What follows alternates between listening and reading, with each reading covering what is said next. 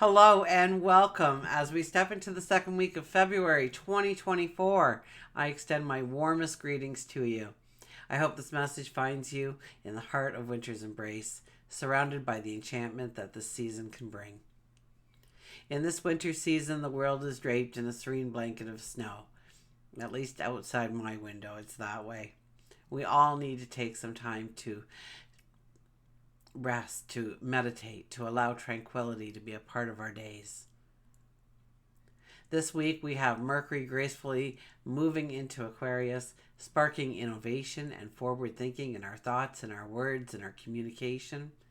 And a powerful new moon later in the week at 20 degrees. This lunar dance invites us to set intentions for originality and breakthroughs and the embrace of our unique self.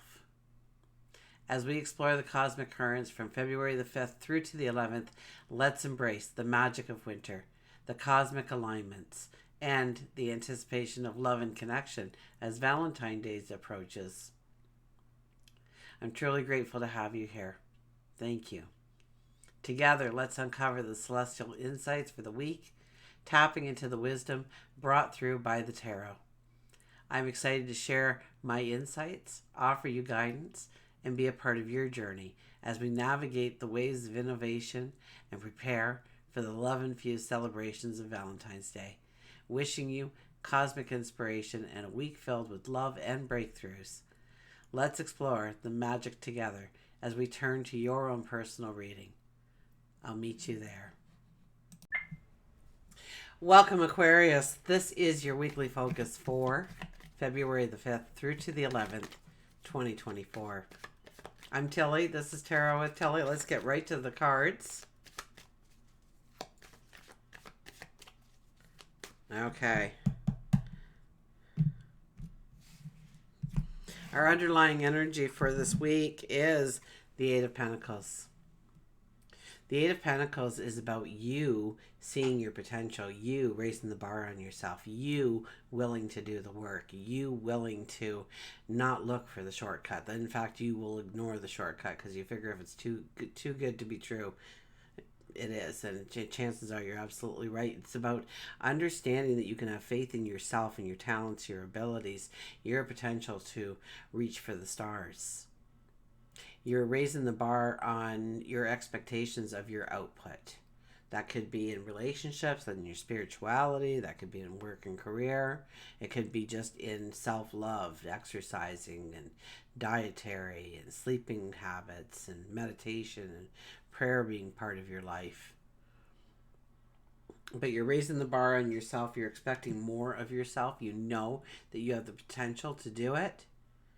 And you see your worth, you see your value, you see your talent, your ability in some kind of new light, new understanding, and it really pushes you throughout the week with a sense of confidence. We have the Seven of Wands. Seven of Wands, you're making some decisions about how to go forward. This is a definite with this card. New beginnings, new starts, let the transformation begin, so to speak. New avenues that you want to try out, new challenges, inventive, creative.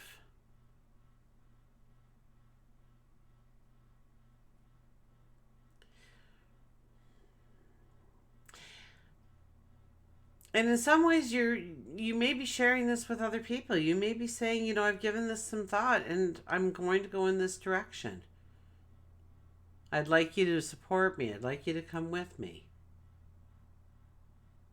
But if you disagree with me, it doesn't mean I'm not going to do what I say I'm going to do. This is my choice, my decision, my want, my need, my passion, my joy.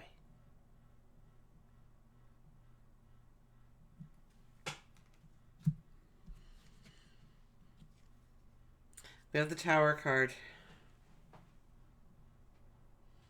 Awakenings.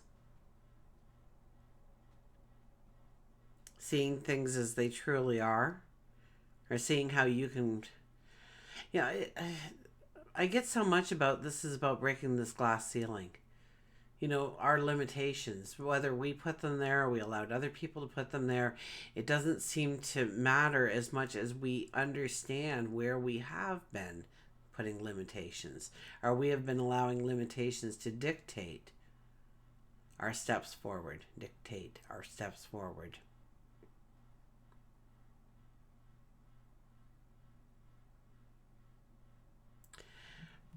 Quite often when this card comes up, a situation, a challenge presents itself.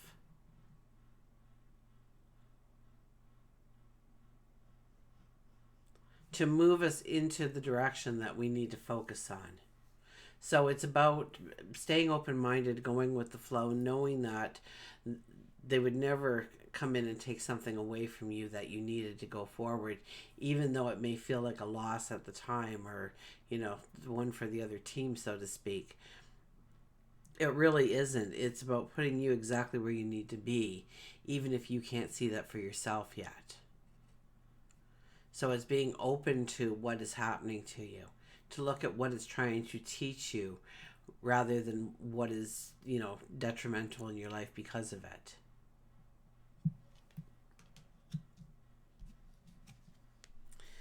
The Eight of Wands. This is new paths to go forward in. This is new horizons. Yeah. When the Tower card comes in, sometimes our focus changes to something that we've never really seen before. We've never paid an interest in it before. I probably wouldn't know even a tenth of what I know about autism had I not had two children with autism. It never, so, the Tower card for me might be dealing with autism for the next 30 odd years of my life.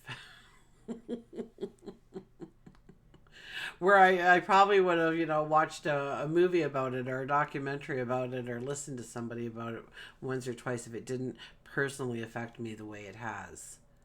And so many times the Tower brings in that kind of energy to change our focus into, and I've got all my credentials. I mean, if you ever have a question about autism, a behavior that's happening or something, reach out to me, okay? I'm free, right? I know how backed up they are for resources and stuff and getting it out to you. I have all my credentials, so just ask me, okay?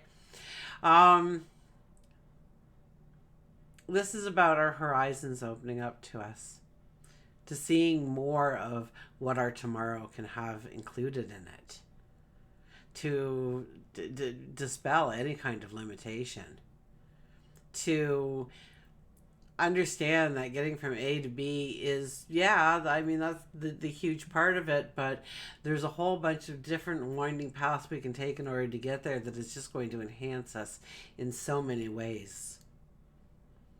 So there's opportunities that you haven't even thought about yet that are laying in wait for you to go after. We sit here and we look forward. It's almost like we're on a golf course and we're, here's where they're teeing up, right? But we're looking out in the fairway.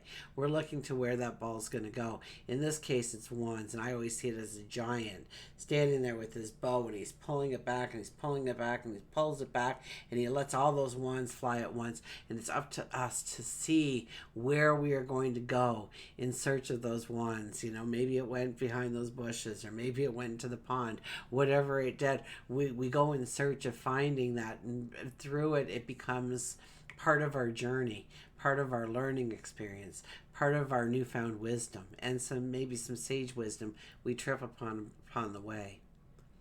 This brings in new avenues for people in our lives, and job opportunities, and money streams. And okay, let's go to money. Let's go to work and career. See what that card is. The 10 of Wands. You're not the only ones to get the 10 of Wands. Stop, okay? I'm going to tell you, just stop. Where you're right now. Just stop. You do a lot of things in order to make yourself successful. You do try very hard. You look at this walk. There are some things that you're doing that aren't necessary to do. You're wasting time or your energy or resources in doing something that has no value whatsoever for you. Maybe it's extra obligations and responsibilities maybe certain controls over certain things that you don't really need the control over. That somebody else can have the control over that. You need to use that time or that energy or maybe even those resources towards yourself, towards your path, towards opening up. It's, some wonderment. I get like, there's kind of like this transformative energy around you. There's also this little bit of you wanting to learn a lot of different little things, which made a lot of sense when this card came out to me. But when it comes to work and career, some of the things you're doing, yeah, keep doing them. Man, it's getting you where you need to go. But other things are just deadwood. It's weighing you down. It's making each step so much harder than it need be. So stop and look at what you are doing, what you are not doing, what has value, what doesn't have value. What could be delegated out to somebody else so that you can free up your time, your energy, your resources in such a way that you could accumulate enough of that to put it towards you, your success, your growth.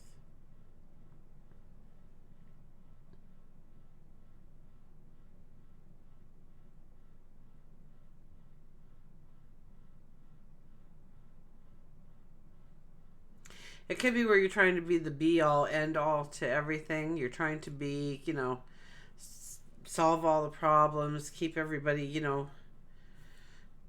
in unity, and no matter how much. I remember this one time I had an employee, and so on day one I gave him, or week one I gave him like Monday off or something. Let's start at Monday. I gave him the Monday off. And I asked him, how does your schedule look? And he says, no, everything's great, but Monday, I get Monday off, and I got to work a full week. And then I gave him a Tuesday off. And then that didn't work for him. So then I gave him the Wednesday off, asked him about that one, thinking that was, yeah, but it's 2 days, and then I'm already on a day off. And the Thursday comes along. Friday comes along, and he's complaining, so I got to show up for one day. Like, that's not fair. And then, that's the weekend. And then I gave him, the Saturday off, so he'd have and he complained one more time to me, and I'm like, okay, well, I don't know what to do for you then, because I've just given you every single day off, and you had to complain about every one of them, so I don't know. Maybe I can split your shifts up so you never really, truly have a day off. I mean, I could do something like that for you. So, don't people please here.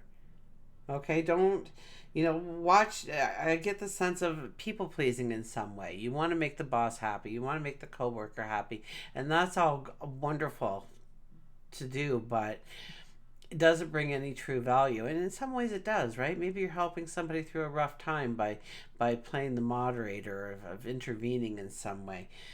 My hat off to you, but if it doesn't give you value, if you're just doing it because, then stop, because it's like there's this new path that could open up to you, and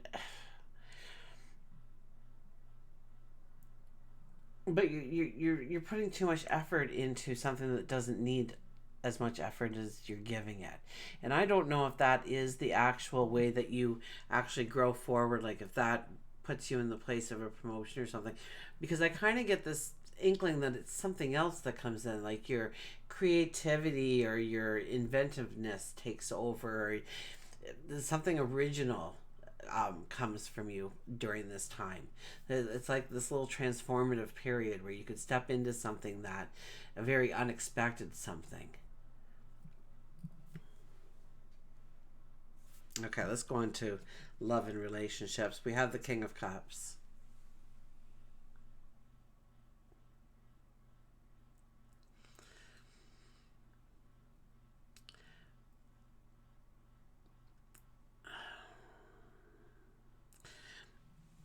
The King of Cups, he's kind of in my mind the stereotypical dad, the one who cares by his actions, by making sure there's food on the table and a roof over the head, and his family is safe and sound because of his love and his determination to love them by providing for them, by taking care of them, by teaching them things so that they can take care of themselves one day.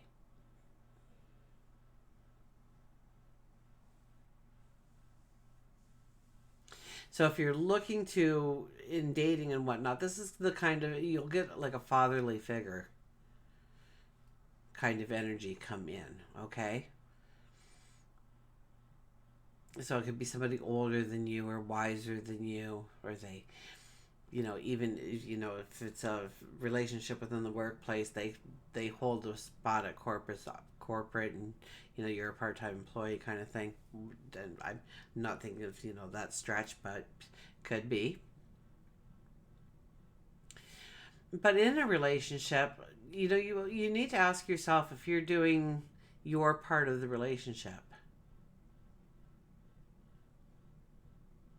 Before you look at what they're doing in the relationship, look at you first this week. Understand what you do in order to take care of the family, take care of that person. Do you support them? Do you respect them? Do you show them love and affection? Are you that shoulder to lean on when the going gets tough? Do you have compassion for them? Are you showing up? Are you being an ear? Are you being their eyes? Do you have their back? Then you can look from the other direction, because it has to be a two-way street, right? But this card, I think, would come up to allow us to look within to see where we're in the relationship, because life takes over, and sometimes we don't pay attention to what we're doing until all of a sudden we wake up and realize we hadn't been doing that for a very long time. And when did that drop off? When did I stop doing that? How did that get into a dusty box?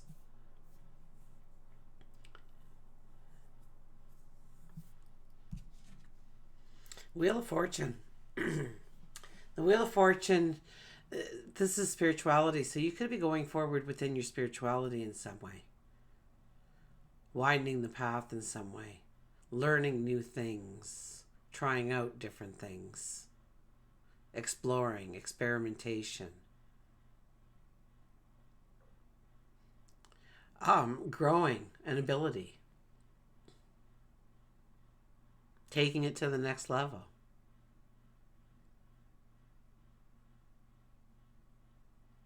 Tapping into your spirituality through different ways, through meditation, through yoga, through prayer, through solitude, through grounding yourself in nature, through painting, through building something, through whatever it might be for you. But this could definitely be tapping into and or growing your spirituality in some way, in some form. New beginnings, new starts, new seasons, new changes, new chapters to write. Definitely a part of it. Using things like journaling, meditation, prayer in order to dream of the possibilities of your tomorrow, to what you want to invite into your world, to what you want to manifest. Maybe it's your best life ever that you are seeing.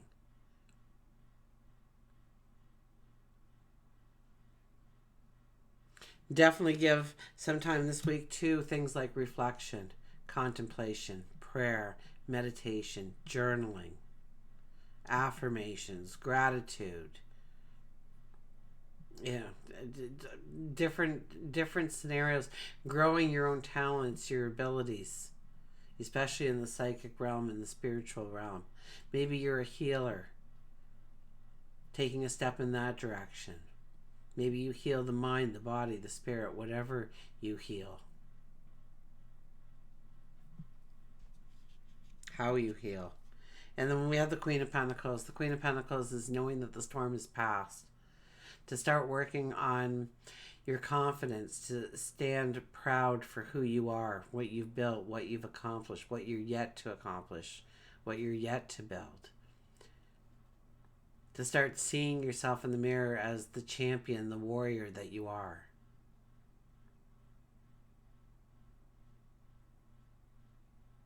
To know that the abundance that you are going after is your birthright, and so you have no worries about it showing up in your life. You just know you need to show up.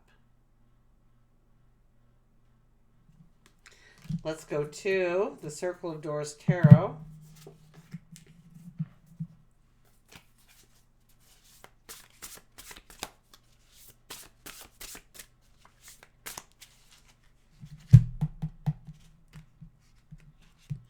Oh my gosh, they do not want to separate. Okay, we've done it.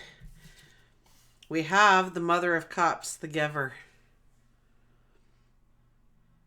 The Mother of Cups, the giver.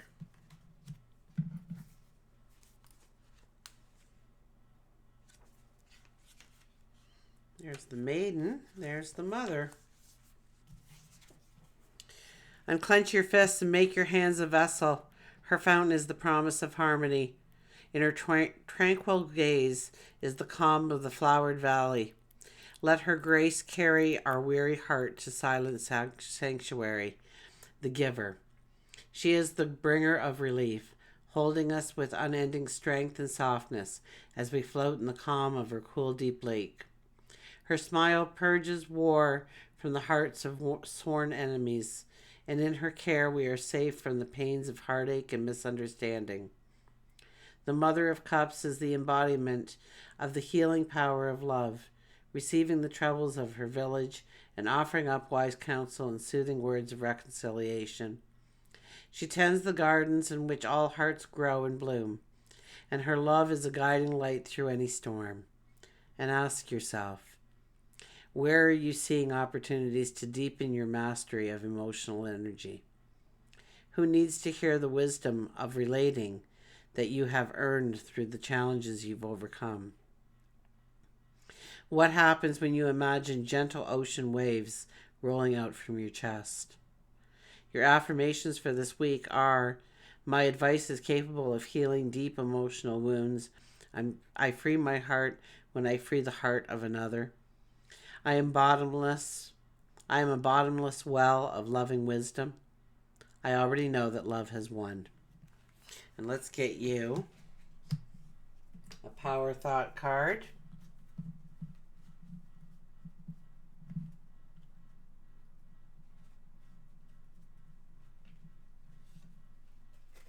My life is a mirror. You're not the only one to get this one. The people in my life are really mirrors of me. This affords me the opportunity to grow and to change. And it's very true. You surround yourself with people that perhaps have talents and abilities you do not, and then you wish you had those talents and abilities, that personality, that persona perhaps. There's also people that you surround yourself with because they are of the same moral value, the same mindsets, the same beliefs. And so, what is the person that stands across from you teaching you about yourself? Is it something that you want to master, to step into? Is it something that you feel a calmness, a serenity, a safety within? And until we meet again, remember, I do love you.